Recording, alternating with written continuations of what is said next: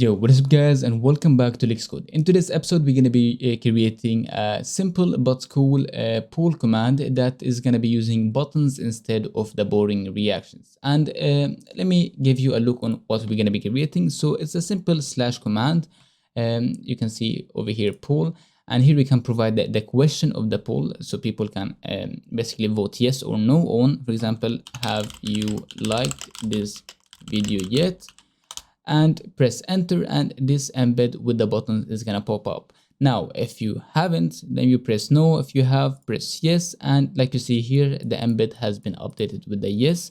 And if you wanna cheat and vote yes again, then it's not gonna let you basically. So it's pretty cool. You can do so much customizations with it. If you like what you see, continue watching this video, and let's go ahead to the coding part.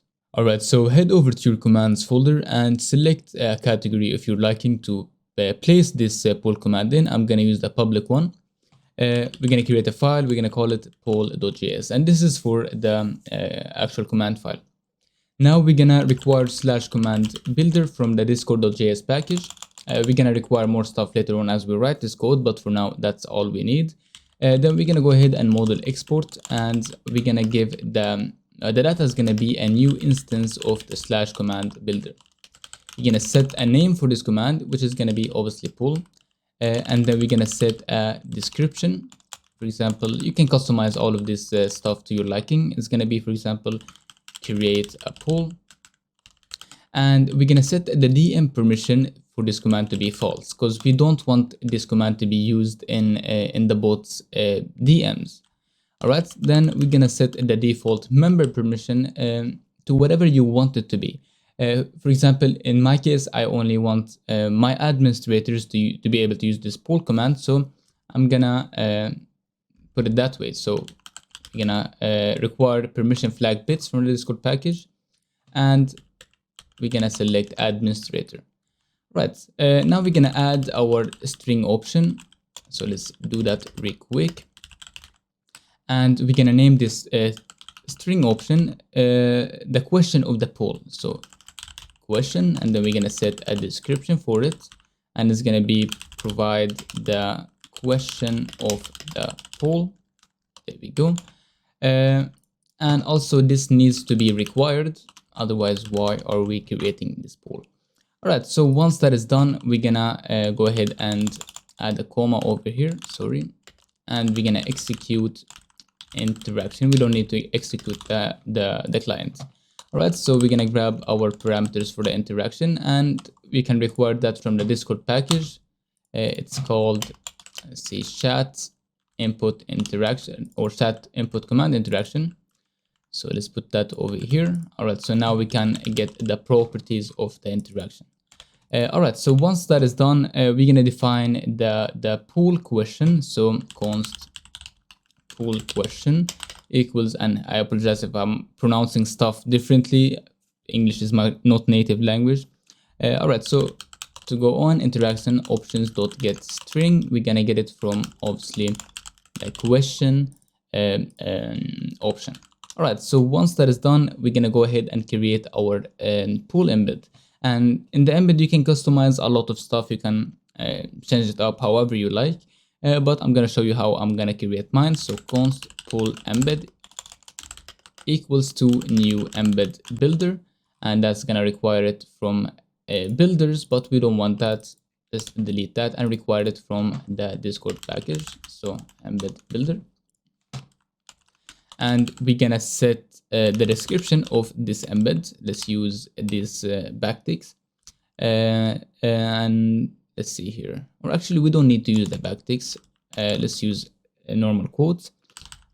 It's going to be the question, and then we're going to add a new line plus the poll question. So it's going to basically say question, and under it we're going to have the actual question itself. All right, so now we can set the image to be whatever you want. I'm going to grab a simple image that the image that I showed you in the preview of this episode. Then I'm gonna come back to you. All right, there we go. I'm gonna leave this link for this image in the description if you guys would like it. All right, so now we're gonna start with the fields. So add fields, and it needs to be in an array because we're gonna have multiple fields. The first one is gonna say basically yeses. The value is of it is gonna be defaulted by 0 inside of a string, and later on I'm gonna show you how to turn the string into a number. It's gonna be inline. And we can copy, let's add a comma here and copy paste it here and change it from yeses to nos. All right, so once that is done, we're gonna set the color of this embeds. We can select any of these colors in that Discord provides. But what I'm gonna do, I'm gonna match the color of the embed with the image that we placed over here, the same one that you saw in the preview. And it's gonna have an RGB value. So we're gonna, if you wanna put RGB colors inside of your embeds, it needs to be inside of an array. All right, so the number is 104, 204, and 156. Okay, that's the same color as this image. Once that is done, we're gonna put the semicolon over here, and now we're gonna reply to the interaction, but we're also gonna define a variable to that reply because we need the message ID of this pool. So all right, so now we're gonna type const reply object equals to await interaction, and now it's gonna error because we are not using async. So let's go ahead and use async. All right, so await interaction reply. And in here, we're gonna reply with the embeds only. So pool embed, and we're also gonna fetch the reply. All right, so once that is done, we're gonna go down a couple more lines and we're gonna type const pool buttons. Here we're gonna create our buttons, and it's gonna equal to a new action row builder, and that is gonna require it from the builders again for some reason. Let's remove that and require it from discord.js. All right, so once that is done, we're gonna add components to this action row, and inside of the components parameters, we're gonna create our buttons. So new button builder, and it's also gonna require from builders for some reason. I don't know why it's defaulted like that. So let's do this real quick so you can see it, because I'm pretty sure I'm gonna zoom in once I'm editing this video. Right, button builder, just like this. And now we're gonna set the label of the button, which is basically the name of the button, to yes, and then we're gonna set the custom ID to be and now we're gonna do backticks, and we're gonna type pool and then a dash yes and dash, and here we're gonna type the reply object.id, which is the message ID of the reply. All right, so once that is done, let's do this real quick so you can see it a little bit better. Let's set the style of the button to be button style, which is also gonna require it from the discord.js. There we go. And we're gonna use the success, which is the green one, for the yes option. Now we can copy this and paste it again, and we can change the yes to no and the yes over here to no. Button style is going to be danger to have the red color on that button. All right, so once that is done, we're going to go ahead and interaction.edit reply, and we're going to place this pool buttons inside of the components of the message. Now there are different ways to do this, but I'm doing this just to grab the message ID and put it inside of the button custom ID. All right, so once that is done, we should be all right here. Let's go ahead and try our command. So let's restart the bot, or if you have my reload command in place in your bot, you can use that. So we're gonna see the pool command over here. Let's type a questions, for example, how is your day today? A stupid question to test this pool system. And like we see here, we have this embed with the barrier. I'm gonna provide this in the description, guys, if you'd like. And we have our two buttons working completely fine. All right, so if we press on any button right now, it's gonna give us this error, and this error comes from a previous episode we created. So let's fix that real quick. So go ahead to your events and to your guild and then the member logging buttons, right? And you see the same message here. It's because we wrote this wrong over here. So if you have the system, do this. If you don't have, then if you don't have this error, then it should just keep loading and then give you an error telling it, or it's not doing anything. Right, so to fix that, just remove the exclamation mark from here and place it instead of this third or first equal sign. Right, once that is done, now if we restart the bot, and now if we press yes again, it's just gonna infinitely load because we're not basically responding to the button. All right, so now this issue is fixed from the previous episode. All right, so let's close this and let's create the listener for our pool buttons. So in the events, you can create a new folder, you can call it buttons, or you can place this in guild, wherever you like, wherever your bot structure is structured. Right, so in here, we're gonna create a new file and we're gonna name it poolbuttons.js.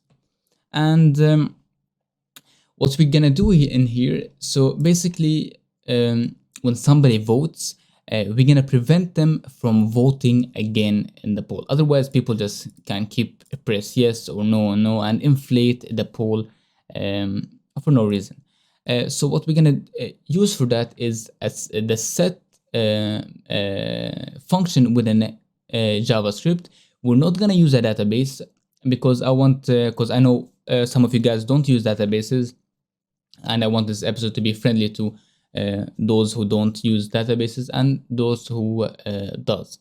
So I'm not going to use a database in this video, but if you guys would like me to incorporate a database within this system, make sure to say it in the comments and I will do it for you. So for now, let's create the cons, or actually let's require button interaction with Discord package. We're going to model export, and the name of the event that we're going to listen to is interaction creates. All right. Now we're gonna async execute, and we only need to execute the interaction. We don't need the client because we're not gonna be using a collection. All right, and here the parameter is gonna be the button interaction that we required from discord.js. All right, so now we're gonna check. So if exclamation mark interaction is a button, so if the interaction is not a button, we're gonna return, because interaction create has context commands, slash commands, everything in it. So we're gonna filter out to only accept buttons.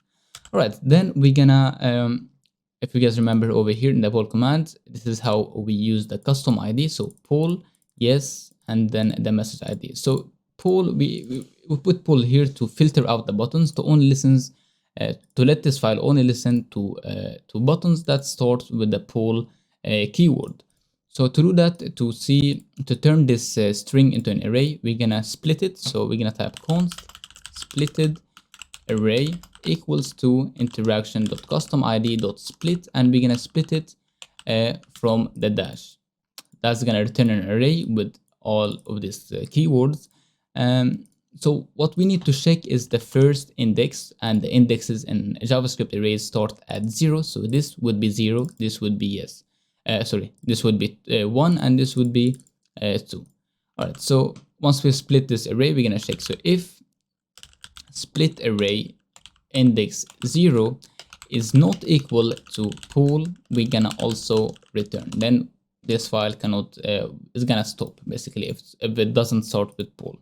All right, so now that we have these checks out of the way, let's create the new set. So we're gonna go up above the model export, and we're gonna type const voted members equals to a new instance of assets, just like this. And now we're gonna check. So we're gonna check if voted members dot has, and then here we're gonna open backticks interaction dot user dot id, and then dash interaction dot message dot id. This is how we're gonna be storing that somebody already voted on that specific poll with this message ID.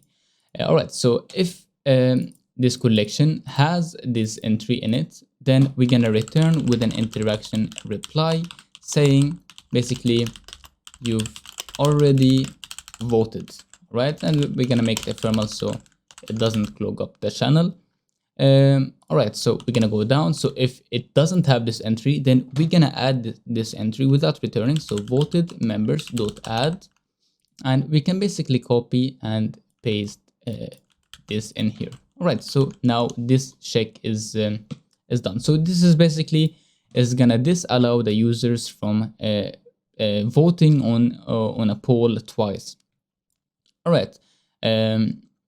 Once that is done, we're gonna type const poll embed equals to interaction message embed and index of 0. So what this is gonna go inside of the interaction message. It's gonna check for embeds and it's gonna grab the first embed. Now we know for a fact there's gonna be an embed, and we know for a fact there is only one embed. So we don't need to error handle this really. But if you want to do it, go ahead. So if you want to error handle it, you can type if exclamation mark pool embed return interaction reply. I couldn't find the embed, whatever you would like, but I'm gonna keep this code simple. All right, so actually, because I don't want to get comments about this, let's do that. So if exclamation mark pool embed, we're gonna return interaction reply. Content is gonna be contact developer because unable to find poll embeds. All right, so now that we got that out of the way, let's make it ephemeral. There we go. All right, so now we error handled that. Now we need if you see here, let's take a look at the poll again. So if you see here, we have two fields, one with the name yeses and one with the name no's. So this is the first field, which has an index of 0, and this is the second field, which should have an index of 1. Because if you took a look at the poll command here, this is the first field that we added.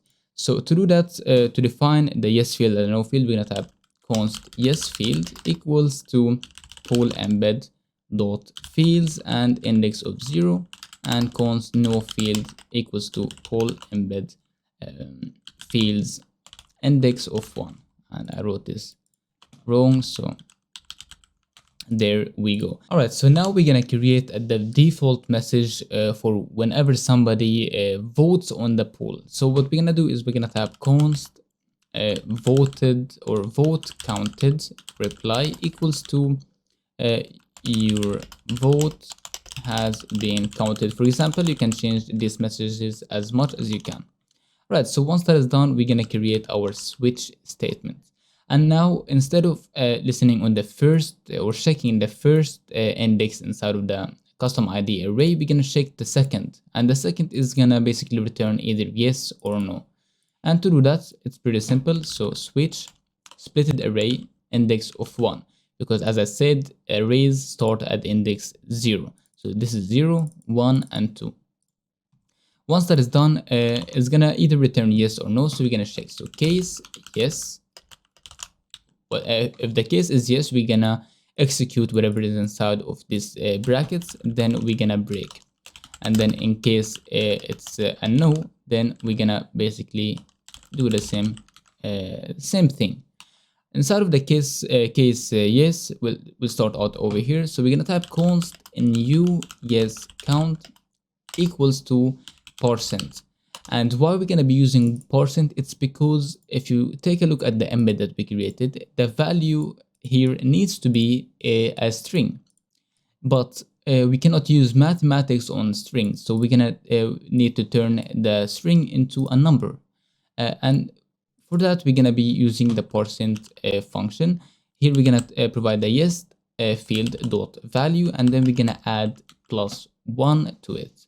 All right, so now we can go down here and type yes field dot value is equals to the new yes count. All right, now we can interaction dot reply with the content that we wrote over here. So vote counted reply, we're gonna make it ephemeral, so only the user that voted can see this message. And then we're gonna interaction dot message dot edit, and we're gonna basically just edit the pool embed. All right, so now that is done, we can copy these two lines over here, place it in the no, because we don't need to change anything in them. But now here we're gonna type const and new no count equals to, again, percent no field dot value plus 1, and then the no field dot value is gonna equal to the new no count. All right, so far so good. Let's restart our bot. Make sure you save your files. Let's go ahead back to the message.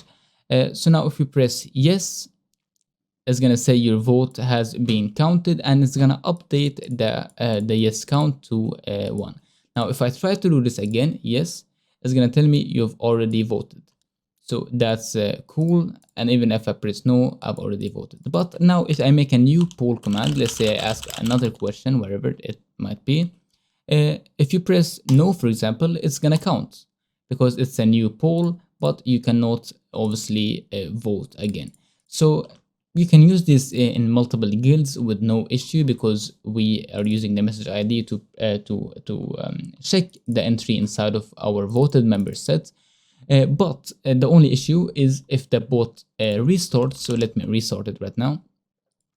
And that way everybody that had voted can vote again, but cannot vote basically one more time over it. And to solve this issue, you will need to store this set inside of a database, whatever it can be. Maybe you're using MongoDB, maybe another kind of database. But for this video, I'm not gonna do it, because I want to keep it as simple as possible and as user-friendly as possible. But it's very easy to do it, and I'm pretty sure I've done a couple of episodes where I stored information to the database and pulled it back to a collection. But if you guys want me to update this pull command to store this information inside of a database, so whenever a bot restarts, the set is gonna still save, make sure to let me know in the comments, and I will certainly do it for you guys. But if you already know how to do it, you can go ahead and do it. So yeah, this is it for this episode. I hope you guys enjoyed it and found it informative. You can do so much with this poll system, update it, maybe add emojis wherever, change the embed. But yeah, if you guys like this episode, make sure to place a like on this video, or let me in the comments what you would like to see next. So thank you guys so much for watching, and I hope to see you in the new one.